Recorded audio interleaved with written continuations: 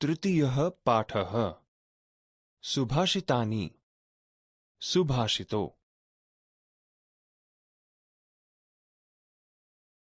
વિદ્યાર્થી મિત્રો, સુભાષિતો એ સંસ્કૃત ભાષાની આગવી વિશેષતા છે. સંસ્કૃત ભાષામાં દ્રષ્ટાંતના માધ્યમથી તો ક્યારેક સ્થિતિને દર્શાવીને વ્યક્તિઓને શાણપણનો માર્ગ બતાવવાનું, ક્યારેક મૃદુ હાસ્ય જન્માવવાનું, ક્યારેક સમાજના દૂષણો તરફ નિર્દેશ કરવાનું, તેમજ ક્યારેક વ્યવહારના માર્ગોનો બોધ કરવાનું એમ અનેક કાર્યો સુભાષિતોના માધ્યમથી સમજાવવામાં આવ્યા છે. આજે આપણે તૃતીય પાઠ સુભાષિતાની સુભાષિતોનું લયબદ્ધ અને ભાવસભર ગાન કરતા શીખીશું.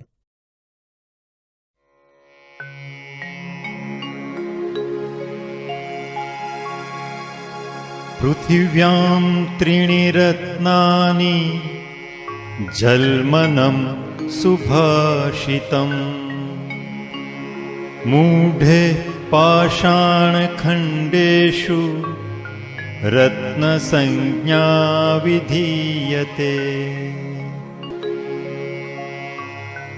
અયં નિજ પરો વેતિ ગણના લઘુચેતસામ ઉદાર ચરિતાનામ તુ વસુધૈવ કુટુંબકમ.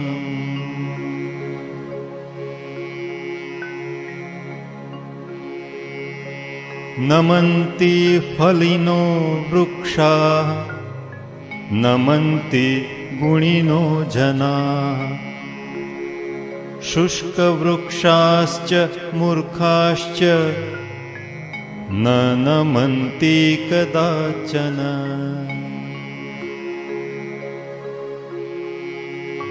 ઉદ્યમઃ સાહસં ધૈર્યં બુદ્ધિ શક્તિ પરાક્રમઃ ષડેતે યત્ર વર્તન્તે તત્ર દેવઃ સહાયકૃત. ઉદ્યમેન હિ સિદ્ધન્તિ કાર્યાણિ ન મનોરથે નહિ સુપ્તસ્ય સિંહસ્ય પ્રવિશન્તિ મુખે મૃગાઃ. દૃષ્ટિપૂतं ન્યસેત પાદં વસ્ત્રપૂतं પિબેજ્જલમ શાસ્ત્રપૂતાં વદેત વાણીં મનઃપૂतं સમાચરત.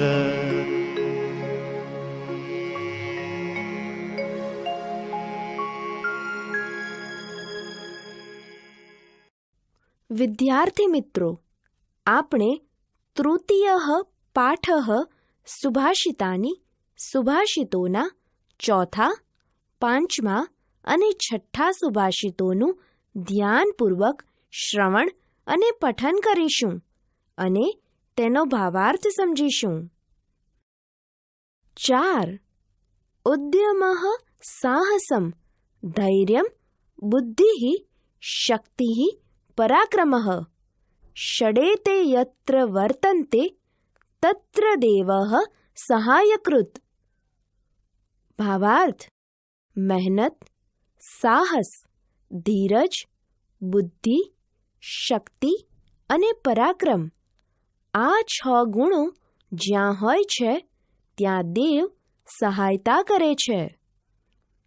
સમજૂતી: આ સુભાષિતમાં કોને ભાગ્ય સાથ આપે છે તે દર્શાવવામાં આવેલું છે. જીવનમાં સફળતા મેળવવા માટે જરૂરી 6 ગુણોની અહીં વાત કરવામાં આવી છે.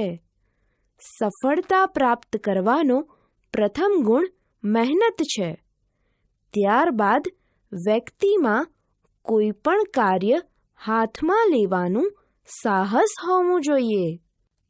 પરિણામ મળે ત્યાં સુધી ધીરજ ધરતા આવડવું જોઈએ.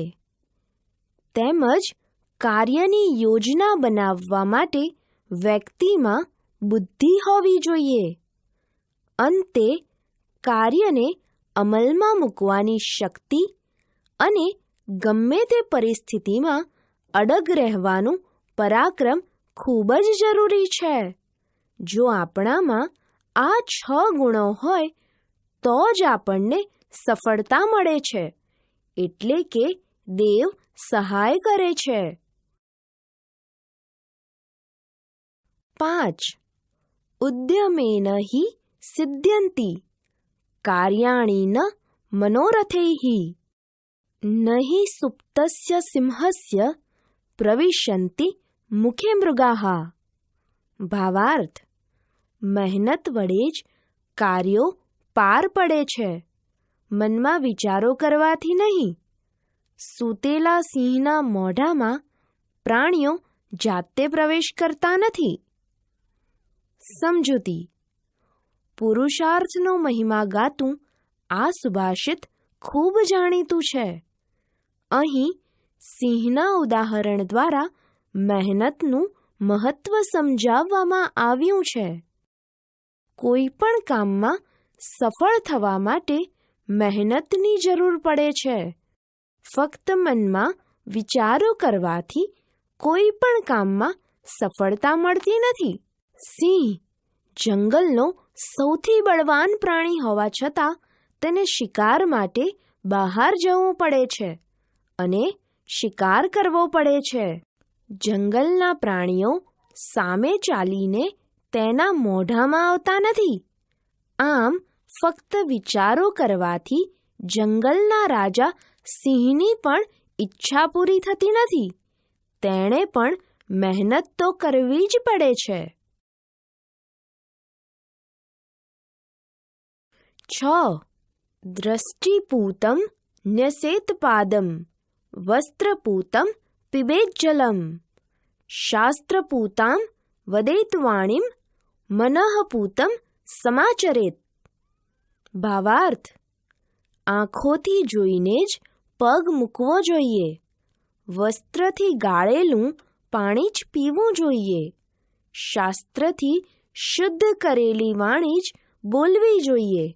મનથી પવિત્ર કરેલું કર્મ જ કરવું જોઈએ. સમજૂતી: આ સુભાષિતમાં માનવ જીવનમાં આચરણમાં મૂકવા લાયક 4 બાબતો જણાવવામાં આવેલી છે. આપણે હંમેશા રસ્તામાં ચાલતી વખતે આંખોથી જોઈને પછી જ પગ મૂકવો જોઈએ. હંમેશા સ્વચ્છ કપડાથી ગાળીને જ પાણી પીવું જોઈએ. આપણે શાસ્ત્રોથી પવિત્ર થયેલી વાણી એટલે કે સંસ્કારી વાણી જ બોલવી જોઈએ. ક્યારેય પણ અપશબ્દો ન બોલવા જોઈએ અને હંમેશા કોઈ પણ કામ મન લગાવીને જ કરવું જોઈએ.